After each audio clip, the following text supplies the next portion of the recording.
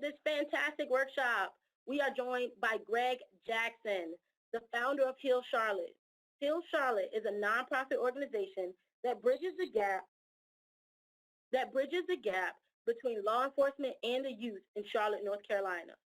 Greg Jackson and his team work to improve communication and establish positive relationships between public officials and the citizens of Charlotte. Heal Charlotte engages in a variety of areas to improve daily life for all Charlotteans, including youth development, financial assistance, and advocacy. Greg Jackson believes that if everyone did a little, just a little, no one would have to do a lot. Greg Jackson's impact on the lives of youth is unparalleled, and we have invited some youth that he serves to express the impact that he and the Heal Charlotte family has had on their lives. And without further ado, everyone, here's Greg Jackson of Heal Charlotte. There we go. Hey, how is everybody? How is everybody? Yes, I'm Greg Jackson. If we were in the setting at the conference and we were all gathering together, I would tell you to give it up for those wonderful children, those wonderful youth that took the time to be in the video, have some courage, really put themselves on the line. They're very shy kids sometimes. I didn't think they were going to want to do the video, but they did it. So definitely give them some claps where you are. If you're in your home, in your office, wherever you are, make sure you give it up for these young kids. This is what we encourage them to do at Heal Charlotte, is to use their voice. Use their voice and know there's power in their voices. They do so much for me. I need them just as much as they need me. But yes, my name is Greg Jackson. I am the founder of Heal Charlotte. Heal Charlotte is a nonprofit organization that I started in Charlotte after 2016. And what I do know is I am definitely in my personal ministry and definitely in my purpose of what I was made to do, what I was born to do in this world, and to be able to salt this earth, which we encourage everybody that comes to Heal Charlotte to walk into their purpose and really understand what their goals are in life and what they are here to do in the world. And we started Heal Charlotte out of a time of duress in 2016. Keith Lamont Scott was just murdered by an officer in our city in Charlotte, and I was one of the main protesters out there, speaking my voice, being very, very loud outside on Trade and Tryon in Charlotte. It was good times, and through that time, we wanted to build community. I'm from the Bronx, New York. I'm not a native Charlottean. I've been out here for 10 years. When I moved out here, it was to pursue my dreams of being a chef. I went to culinary school in New York at the Art Institute. So I want to let everybody know my background is not community development. My background is not political science. My background is not youth development. This was not anything that I had on my plans personally. In 2016, I was stopped in my tracks of life, and I was told that I was going to do mentoring and that I was going to pour into my community. That was something that was told in my faith of what I believe in, and you know, life sends you on different tracks sometimes. And I'm here now, giving a keynote speaking at the Synergy Conference 2020 for NCCAP, and I'd like to thank NCCAP for having me. Thank the team for making it so easy. This is a little bit weird because we are in COVID-19 and this is digital, and this is not how I pictured doing a keynote speaking, but I put it in me to say I'm going to give you the best absolute experience that you can possibly have while you're sitting in the luxury of your home listening to me speak about mentoring and youth development. So put on your seatbelts, say your prayers, whatever you need to do, because we're going to go on a nice little ride on mentoring. We're going to go on a nice little ride of what Greg Jackson calls mentoring, youth development, life coaching, counseling, whatever you want to call it. We're going to enjoy this ride. And I want to tell you about my experience in fighting, in the fight before the healing.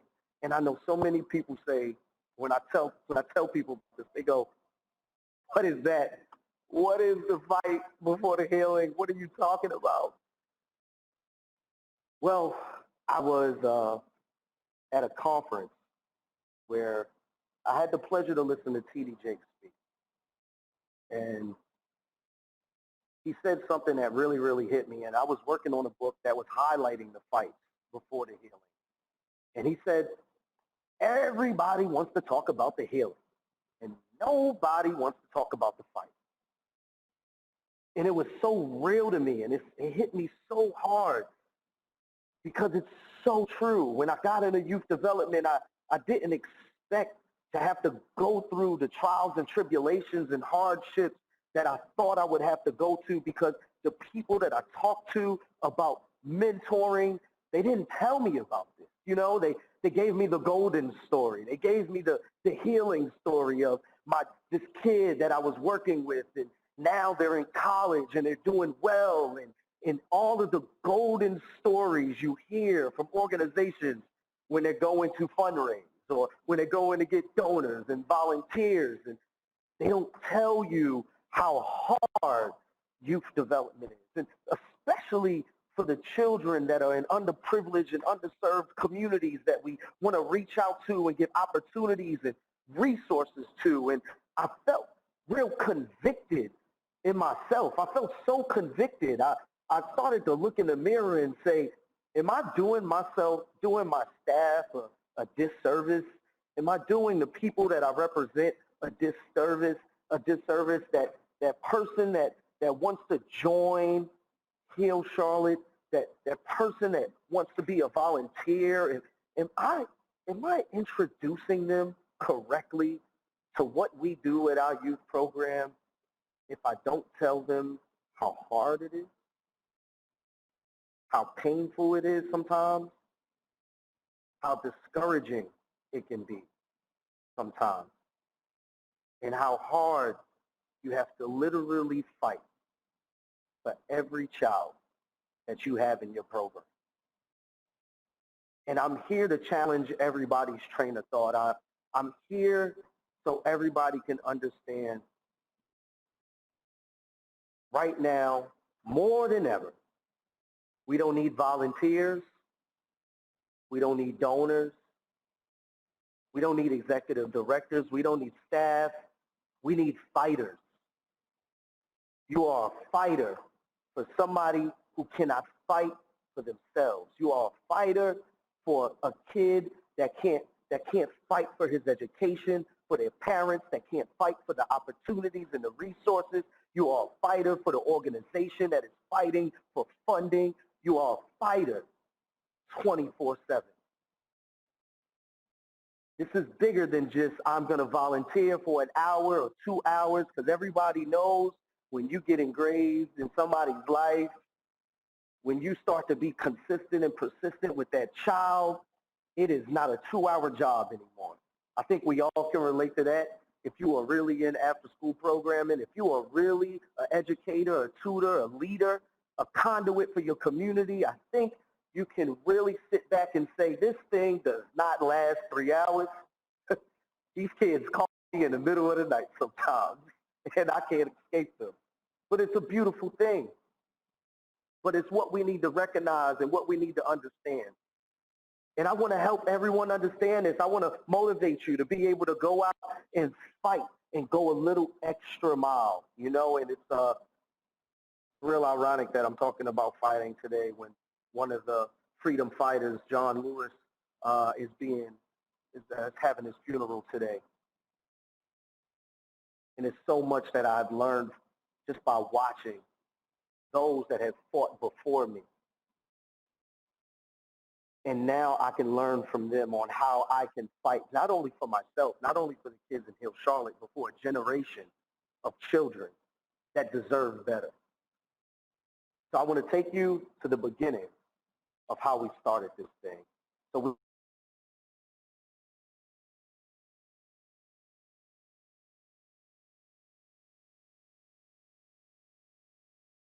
Greg, your sound has gone out.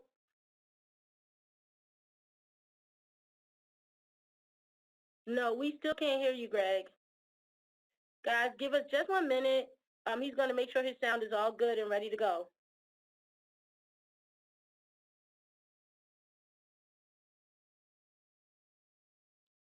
We still can't hear you.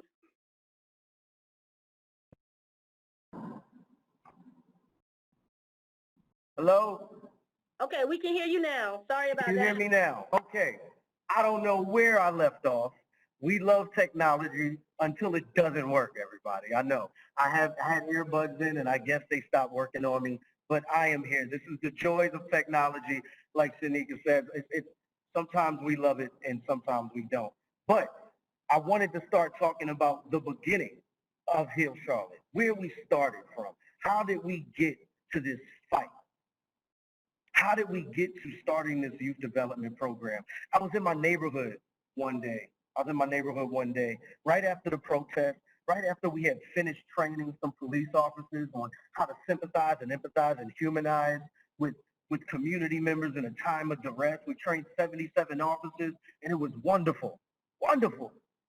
And I got back home in my neighborhood where I stay in Orchard Trace. And I was watching kids run around my neighborhood, driving my property manager absolutely crazy. They were playing tag on top of cars. You know, they're doing stuff that kids do. And I went to my property manager along with my partner, Antoine Smith, and I said, hey, listen. We have amenities. We have a soccer field. We have a basketball gym. Can you give me 3 hours out the day? I want to be able to be a coach. I want to be able to help some of these kids that look like me, talk like me, from the same place that I'm from. And I want to be able to give them some hope. I want to give them some encouragement. I want to talk to them about integrity and passion and purpose and what it's like to either tag yourself to a legacy that is building in your community, or to create a new legacy that people can tag on to. And what was crazy was my property management, Miss Regina, she said, sure, absolutely, you can do that. I did not expect her to say yes, but she said yes. And at the time, I was working as a sous chef in a restaurant, and I was writing programs in the kitchen instead of writing recipes of the day. It was something happening within myself that I had to fight for my own salvation. So I was fighting for my own personal healing. I was going through something. I didn't know what was happening. I just knew that I had to salt this earth. I had to get involved in my community. I had to do more than what I was doing. So we started this youth program. At first, it was just me and my partner Antoine in a gym with a basketball, some turkey and cheese sandwiches. The days of turkey and cheese sandwiches, it was great for the kids. They absolutely loved it. Sometimes we had hot dogs. You know, wasn't the healthiest meals all the time, but we had to start somewhere. So we said, we're going to be here every day. And we're going to make sure that these kids see us consistently in their lives, and we're going to be persistent with them, and we're not going to quit.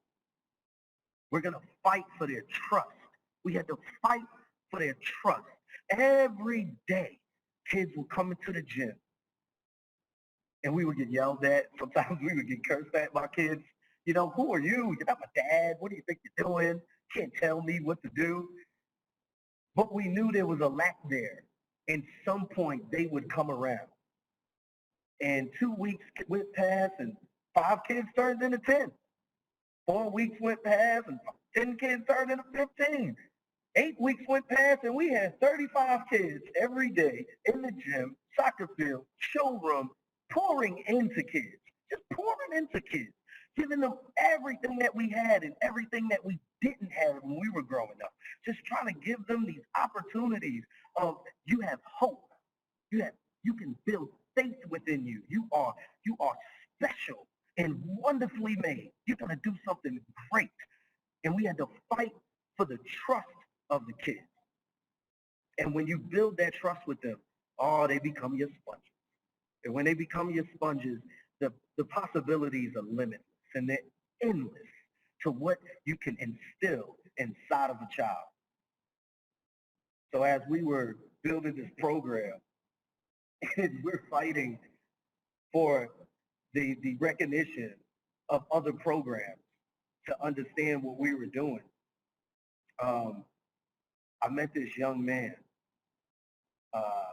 and I tell you, this is one of the most special young men that I've ever met in my life. As we're doing this program, you guys run after school programs, you guys run programs, you guys know these kids that give you that glimpse of potential. They give it to you and they show you, and it's something that you have to hold on to. You can see it, you can feel it, and you know, if I just work with them, if I just work a little bit harder with him, he's gonna make it.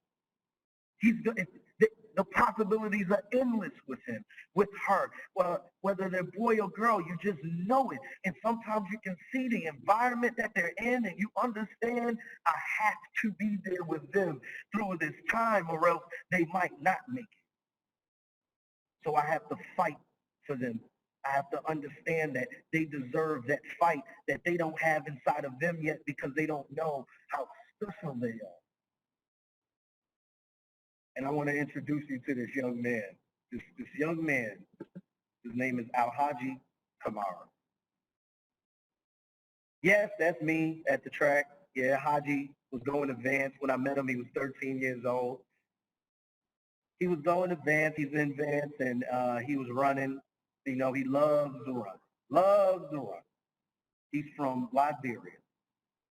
His mother is one of the hardest working women that I know. She's one of the strongest women that I know. Single mom, 7 kids in the house.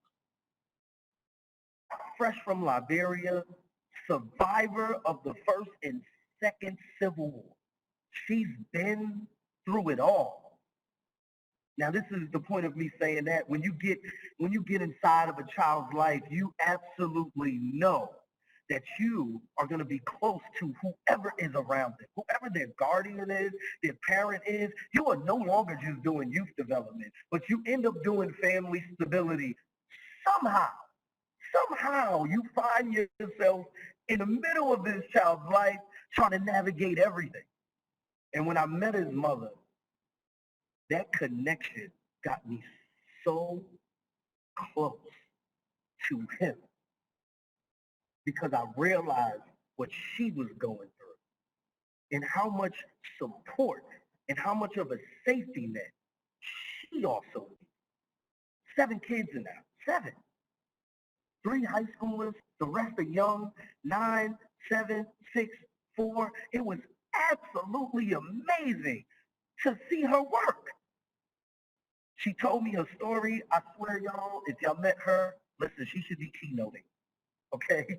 2 jobs, working hard on the side. She is absolutely amazing. She is, I cried, okay? I cried the first time I talked to her. Her story was absolutely amazing. I don't know how she got out of the situations that she got out of and found refuge in America and was working harder than half of the people that I know. So when I met Haji, he was the fastest kid that I knew.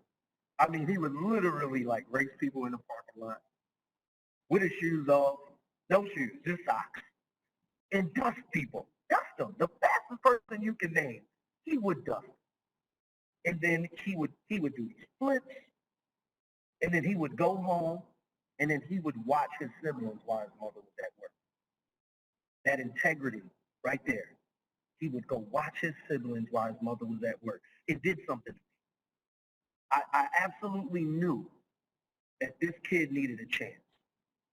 I absolutely knew that if I go a little harder for him, he's going to have a little more opportunity. So as me and Haji got closer and I started to learn about, his mannerisms and how funny he is, and he was struggling in school, but he wanted to be an entrepreneur. He wanted to start his own shoe line. I mean, potential, y'all, potential. Y'all know what I'm talking about, those kids in your programs that just show you a little bit more. But they have that situation at home that's just like, I don't know if he's going to remember what I told him for those 3 hours. I think I got to go harder for him so he can always have Coach Greg in his mind. That's what they call me. They call me Coach Greg. People come to me and they say, what do you coach? Do you coach a sport? No. No. Mm-mm. I don't do that. I coach life. That's what I do. And they accept me for that. And I'm so glad that they do, because I don't have a license to coach life. I just been through some hard times. And through the grace of God, I made it out. So talking to Haji, this is when I knew this kid would be special. He, one time, he came into the youth camp and he was real down, just real down. And I said, Haji, what's wrong? What's wrong? What's going on, man? Talk to me. You know you can tell me anything. This is a no judge zone, buddy. Tell me what's going on. And he said, Coach Greg, I'm so hurt right now, and I feel bad because me and my friends went to this Walmart and I stole a bike, and I feel bad about it. I want to take it back, but I don't know what to do. And at that time, I knew he trusted me, because he can trust me with that information. And I know it was so hard for him to tell me that. And at the time, every Tuesday and Thursday, we had officers come to our youth camp so we can start having a community relationship with the people that are there to protect and serve us. So Officer Ellis and Officer Gallant, they would come every week and they'd play ball with the kids, and we'll do a circle of trust, and the kids will recognize that the officers were like human. They had families, like they were regular people too. And the officers would really like empathize with what the kids were going through. It was amazing to watch the relationships that grew. And Officer Ellis starts to turn into Jason. And Officer Gallant starts to turn into Doug. And now they're family. So I called Jason up and I said, Jason, man, I got a kid. Haji is he's going through a rough one. He just admitted to me he stole a bike from Walmart and he feels terrible about it. Jason, he wants to turn it in. Can you help us? I really want to make sure that he turns it in, and let me know what you can do. And at this moment, I understood that my fight for this young man was contagious, because Officer Jason pulled up and he was ready to fight for him also. He was ready to go into this Walmart and talk to this manager that he's never seen and put his reputation on the line because a young man that I vouched for needed a shot. And if we all understand what the school to prison pipeline does to a child, that one criminal record, that one robbery, that one burglary, that one charge as a child can mess up their future. It can stop their scholarships from getting into a college. It can stop them from getting that job. It can stop them from getting that apartment when they're of age. It's so many barriers that get into the way that can stop them from progressing. So this was a pivotal moment in his life. And Officer Jason pulled up and took the bike, and we followed him to Walmart. And I watched Officer Jason walk into the Walmart and take the bike with Haji and talk to the manager. And I watched this young man come out with a different perspective of what an officer can be, what a different perspective of what mentoring can be, what a different perspective of what community is, because he didn't have a charge. He didn't have a ticket. He had a manager that knew who he was, and a manager that said, it's okay. We were all kids before. We've all made mistakes, but the fact that you wanted to turn it in means more to me than anything. And in that moment, I looked at Haji and I said, man, you got some guts. You got some courage. You got something different inside of you. The kids that you are hanging with right now, you're not like them because you felt convicted. It hurt you. And when I see that within somebody, I know there's room for growth. There's room for growth. So we have someone who is fighting for trust. Then we have a community that is fighting with each other. It's contagious when they see you fighting. You're not in this alone. And in this clip that you see, in this picture that you see Hala, this is his mother. We have a culture day every year. And she cooks Liberian food for everyone. And it's a real great time. And with Haji, that's him sitting in the corner on his phone. You know, and as I started to grow with Haji a little more, years started to go past, Haji was doing better in school, but he was still hanging around that wrong crew, but he was still giving me the time that I needed to kind of just sow that seed in him, you know, just sow that seed and turn the soil and try to wait for the plant to just bloom. Wait for the flower to bloom, right?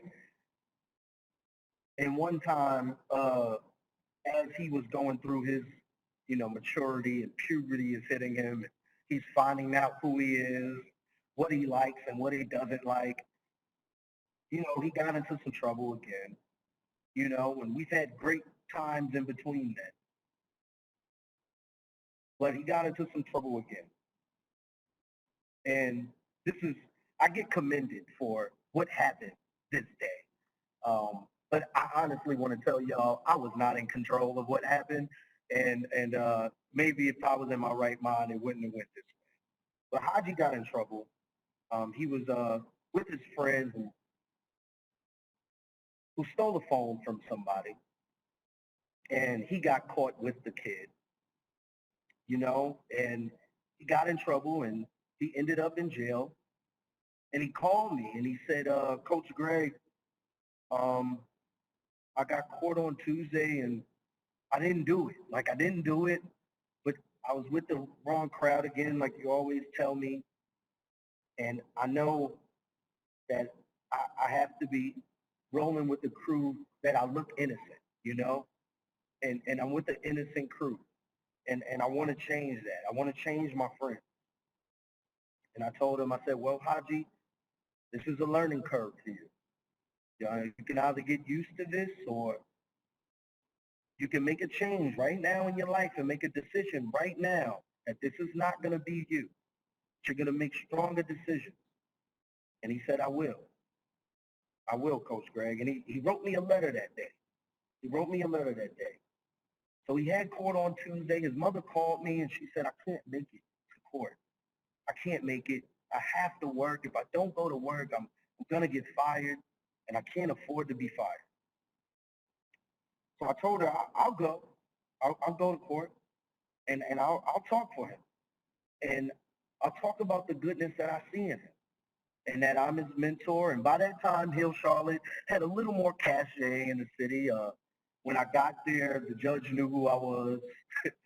And so we're sitting there and we're waiting for Haji to come out. One of the worst moments that I ever felt in my life was watching him walk out in a jumpsuit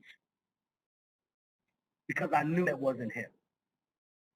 And he looked at me and he gave me his signature head nod. He kind of looked at me like that. And I looked back and I whispered, I said, I got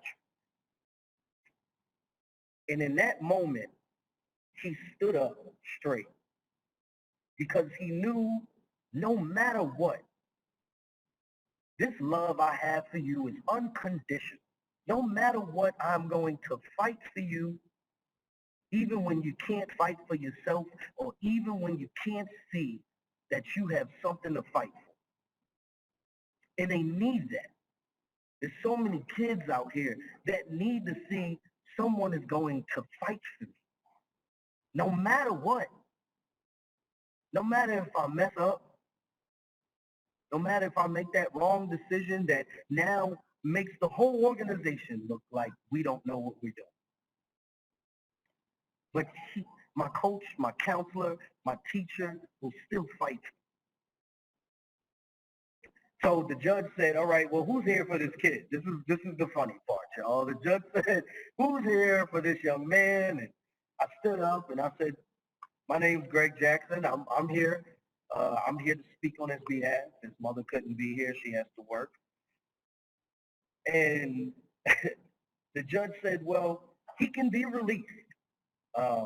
He can be released only if he resides at your house. Only if he resides at your house.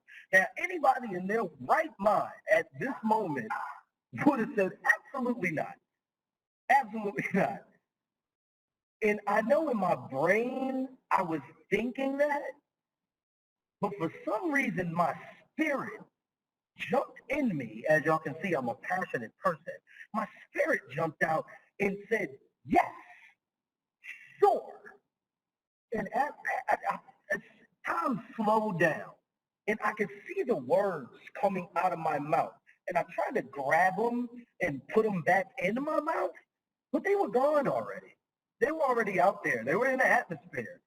And the judge said, well, all right, Mr. Jackson, you're his guardian.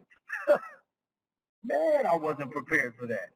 Listen, I was not prepared for that, but when you're fighting, sometimes you gotta fight with your heart. You can't always fight with this. Sometimes you gotta fight with your heart. What does your heart tell you to do? So at that moment, I fought with my heart. I fought with my spirit. Trust me, my brain was like, brother, you're crazy. What are you doing? You know your two daughters, right? How is this gonna work? So when this happened, y'all, I took him home and I told his mother, and listen, I had to explain to his mother that she was now going to let me be the guardian of her child. And honestly, she was ecstatic. But it was a tough conversation for me because I didn't want her to think that I was undermining anything in her house. But she was fine with it. You know, God works in mysterious ways. And now I have this 16-year-old boy in my 2-bedroom apartment. I am literally, he's in my room and I'm on the couch. My daughter's got their own room. I'm on the couch. That's what we're gonna do. But I set up that room so he can feel like he was at home. I wanted him to understand that this is your place of refuge. This is your place of peace. And it was my job now to not only be Coach Greg, but to be guardian. That 3-hour program has now turned into life. And what was funny was every time I ministered to him, I ended up ministering to myself. I needed him as much as he needed me. In that moment, we were 1 and 1. We prayed together, we ate together, we studied together. This was like my son. This was like my son. And I would do absolutely everything for him to understand that he is not by himself in this fight. The world has now called you a criminal.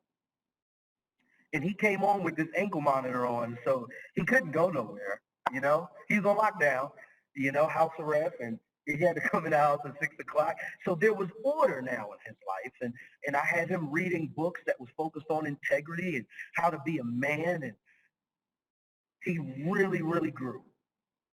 He really, really grew. And the story kind of just went live. The story just built, and Haji, it was a story. It was in the Charlotte agenda, and everybody knew that he was staying at my house, and people were donating. And, you know, his mom, you know, we got her rent paid up for 2 weeks, for 2 months, I mean, and it was amazing. You know, the city wrapped their arms around this kid. And then he started running for Charlotte Knights, and, you know, the CMPD, Lieutenant Evans put him on the Charlotte Knights team where he can just run.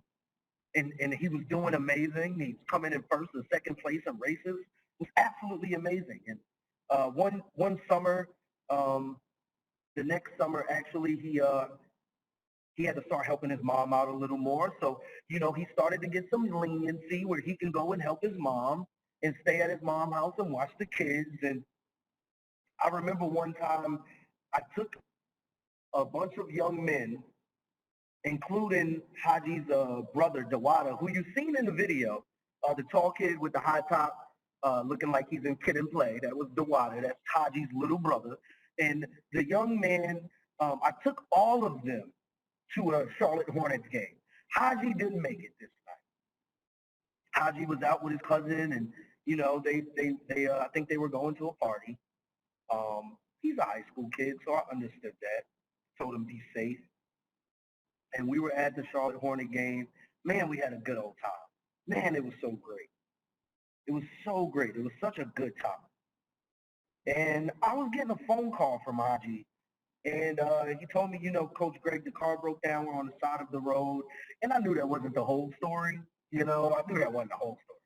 But he said that the car is on the side of the road and it's broke down. And I'm waiting for Tamba, who's his cousin, to come and pick him up. He said, Tamba's going to come. He's going to come pick me up. And I'll head home then. And I said, okay. And so after that, we went ahead and we left the game, and we're laughing. We had such a good time. We're laughing, and my phone kept ringing. My phone, it had this ring that just wouldn't stop. And I answered the phone, and it was this loud scream that I will never forget. It was the loudest scream that I've ever heard from a mother. And it was Howell on the phone saying, Coach Greg, Haji, he's been in an accident. I don't know if he's gonna make it, Haji. And me looking at his little brother right in front of me, all I could think was, how am I gonna tell this child that his brother is crucially hurt and he might not make it? My world absolutely crumbled into pieces. Absolutely crumbled. I didn't know what to do. I didn't know what to think, but I also knew that it was fighting time. I knew that it was fighting in prayer. I knew it was fighting in protecting his siblings and protecting his mother. I knew that the fight was going to have to grow 10 times harder now, because there is nobody around that can control what is going to happen. And I'm not only just Coach Greg, but I'm their prayer warrior. I'm their shepherd. I'm the one that is going to travel them through this narrow walk to make sure that they see light at the end of the tunnel. And this was the hardest day of my life. We went to the hospital, and all it was crying and crying and crying. And it was so sad to me, because I could hear Haji saying, Coach Greg, what's up? I'm on the side of the road, Coach Greg. That was his voice. That's how he would talk to me. And then minutes went past and minutes went past, and we're praying and we're fighting. We're all fighting together. We're praying and we're fighting. And then the doctor came in, and the doctor let me know that the young man that I've been fighting for, the young man that I put it all on a line for, he didn't make it. He didn't make it. There's no more praying and hugging and holding and mentoring. It's over. As you can imagine, my heart fell to the floor as I grabbed his mother and hugged her with the hardest hug that I've ever hugged somebody with. I had to let her know we're going to be okay. Even in that moment, I was still fighting for her. I was fighting for her brokenness. I wanted her to have hope and faith that it's going to be okay. This fight never ends. The fight never ends. So as Haji was drifting off and going into the heaven's gates, and I'm with his family, and we're fighting and we're getting together, I started to understand what this is like, what this is, what this mentorship is. Nobody prepared me for the hardship that I might have to go through. Nobody told me that this would be so hard, that it would be so painful, that it would be discouragement, that I might want to give up on everything in this moment. Nobody warned me about this. People fed me the golden bricks of we're going to ease on down the road and this is going to be so prosperous, Greg. You can fix so many children's lives. Nobody told me that a child might go to jail, a child might die, a child might not make it. You might not see the fruit of your labor. But you have to fight. That faith got instilled in me by experience. Nothing else could have prepared me for this. And I started to think about it and say, man, shouldn't I be able to tell somebody how hard it can be? So when you make it through the trials and the tribulations, when you make it through the furnace as gold, you can shine. It prepared me to be a real mentor. It prepared me to be a real youth coach. It prepared me not to ever give up for a child. I am never surprised by anything that happens. I am ready to put it all on the line for them because I know how hard it can be. And then I started to understand as we were going through, man, what is the purpose of this? What is the purpose of this? It was the trust. It was the trust that I now had from every child that was in my program. They trusted me because they knew I would never leave them. They knew that they were mine, and whatever I can do for them, I would do because they witnessed it and they seen it. And when I tell you that those children learned from it, they ran through a brick wall for me. They ran through a brick wall. They no longer said, I can't. They no longer said, I don't have anybody. Because when you put yourself on the line in the fight for a child, they will start fighting for you.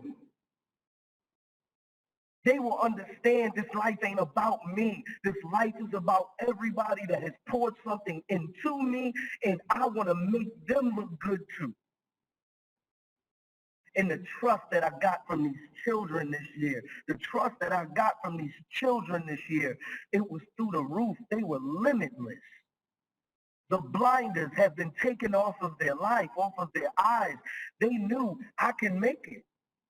They knew Coach Greg and the rest of the staff is going to be here forever. We got Aaliyah here who graduated this year and got a full ride. We got Dewada in the right corner who is Haji's oldest brother who has now picked up every responsibility that he can possibly pick up. So he knows he can make an impact in his life, and he has given me everything that he's had. TT, Brandy, they have all graduated and gotten rides to college. Valerie has a full ride to college. Brandy has a full ride to college. TT graduated from high school with a 4.1 GPA. She knew how we were fighting for them. And they trust us because they watched us go through the hard times. And that's the healing, y'all. That's the healing. All of our seniors graduated and are in college. Every last one of them. This kid in the middle is little Haji. That's right. That's Haji's younger brother. His name is El Haji also. Don't ask me. I don't know why, but it is what it is. His name's Haji too. But this young man was giving me a hard time too. And I tell you right now, through what he watched with his brother, he is a new person. He wrote a story about his brother and his mother and the trials and the tribulations, and he won the Do the Right Thing 2020 competition. He was #1. And his chest lifts up, and his confidence lifts up. They are all changed. They are all healed from this, and I am healed by being able to say, I know I will never leave them, and the trust and the family that we have built because we went through the tough times together. I want to encourage you guys that the tough ones, the tough times, the hardships that you go through with these children, people are watching you. Those other children are watching you go through the hard times. And they also are watching to see if you will quit. They are waiting for you to quit because they're used to inconsistency in their lives. They're used to you not being there. They're used to someone saying, I don't think I'm making an impact.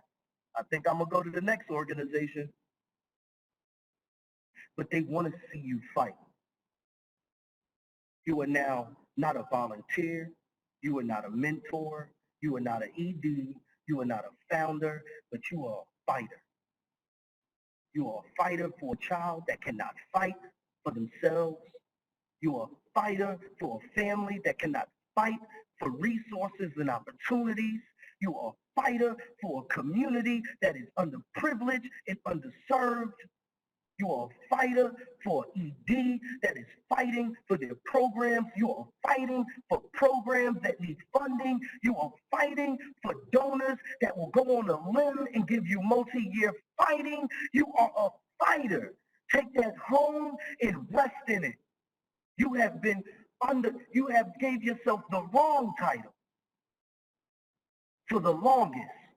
And it is now time to substitute that title of I am a mentor, I am a teacher, I am an educator, to I am a fighter. And people will see how much you love them because the way that you fight. This picture right here is my daughter. We were out there protesting for George Floyd, but she's ready to fight. She's ready to fight for a better future. She's ready to fight for her generation. And fighting is contagious. When they see you fighting, they'll fight for you. I want everybody to understand that I wanted to take you on this roller coaster of being a mentor, of being an educator. I wanted to take you on this roller coaster to let you know you are a fighter. I'm sorry if I make you cry, but I wanted you to feel my passion and where I'm coming from. And I wanted you to see the successes that come with you fighting for that child. Don't give up. Keep fighting. I'm Greg Jackson. I absolutely love y'all. Thank you so much.